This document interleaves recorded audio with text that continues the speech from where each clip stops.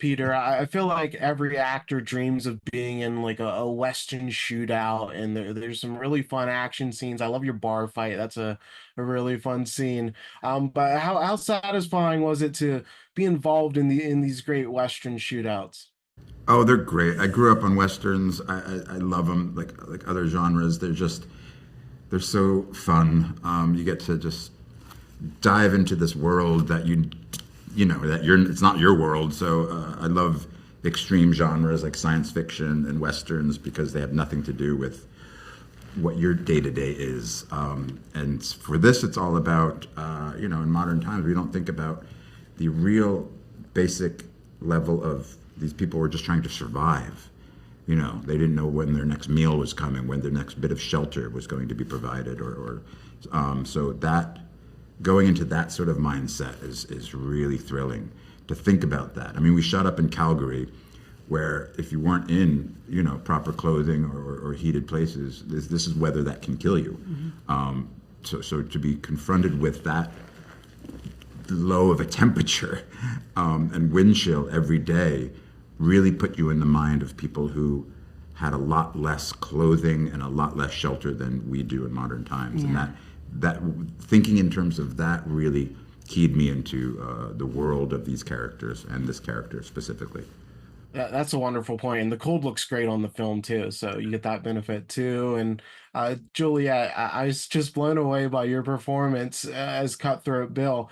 Uh, Did you know that you had this type of performance in you, or did this even like surprise yourself? You're so intimidating, and it shocked me. Thank you so much. No, I don't know. You try to reach for. I mean, you have to believe something, but you're reaching for something, and you don't know if you're going to land it.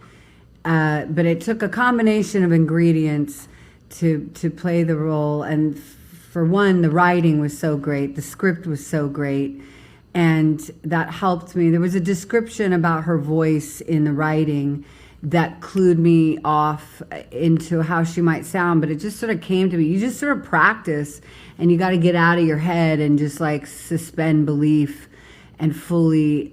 I wanted to fully transform and make people believe I'm this savage, but also somebody so divorced, so godless, or so disconnected from their own lost humanity.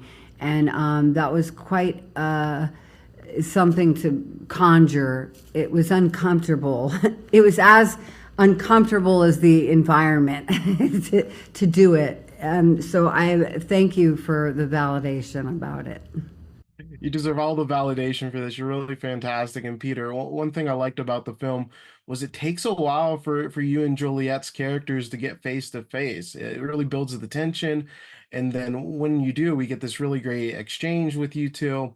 How is it just seeing her as a scene partner? Because you just feel the tenseness in that conversation. Yeah, I mean, as an actor, I wanted more and more and more with scenes with her, but within the narrative, it's sort of less is more because we are the,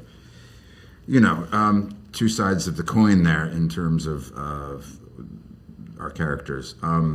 But yeah, I mean, it suddenly. I mean, all the actors are great, but whether it's the script or working with Juliette, that scene just really really worked on in a very simple and honest way because it's kind of the only time these two characters, despite their differences, they understand each other more than anybody else in the film understands each other. They both come from a place of pain, of real survival, and just how it manifests and the response to the pain that has been inflicted upon both of them separately is the difference in their characters. The villain and I don't think it's villain and hero. It's just two opposing forces that have a commonality of survival.